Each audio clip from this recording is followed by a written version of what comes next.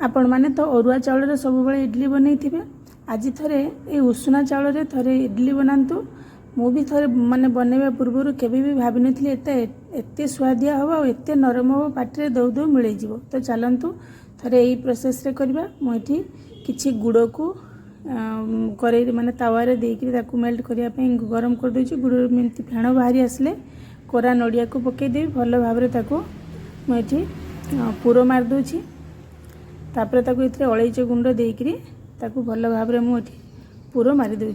आपड़ चाहिए चीनी पाग करी पूर प्रस्तुत करें। तो मुझे गुड़ रे पाग करी चलतु मुझे बतुई रखी माने किसी उषुना चाउल साबु मेथी आउ बिरी ताकू मु भल भाव चिकन करी बाटिकी राति सारा रखी सकाळ को मुझे कर देखते केते सुंदर फुली जाइए।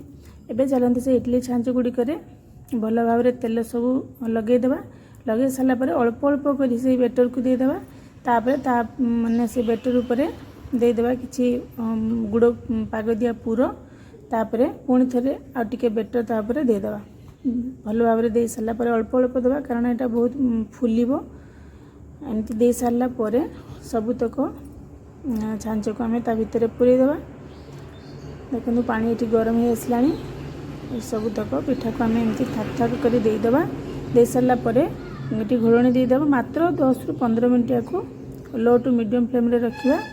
देखो ये केते सुंदर भाव फुली आसला आम इडलीटा तापर या सब बाहर करदे। चलते एवं ताको आम गोटी गोटी बाहर करवा माने काढ़ी होनी एत नरम एटा एत स्पंजी और एत नरम मैंने आप थोड़ा निश्चित ट्राए करूँ ताहले जाकि बुझीपारे मुझे सत कहूँ ना मिछ कहूँ आ बहुत बढ़िया लगी मुझे करने पूर्व विश्वास करनी एत सुंदर हो बोली यूट्यूब देखिक मुझे बहुत बढ़िया लगे। आपण मैंने भी थे एमती ट्राए करूँ एमती खाली इडली कर वीडियो मुझे सेयार करी आप सहित भाग माप सब सेयार करी। तो यहाँ देखो जो आज ब्लॉग टी भल लगी है निश्चित भाव में लाइक करेंगे। रोची जय जगन्नाथ।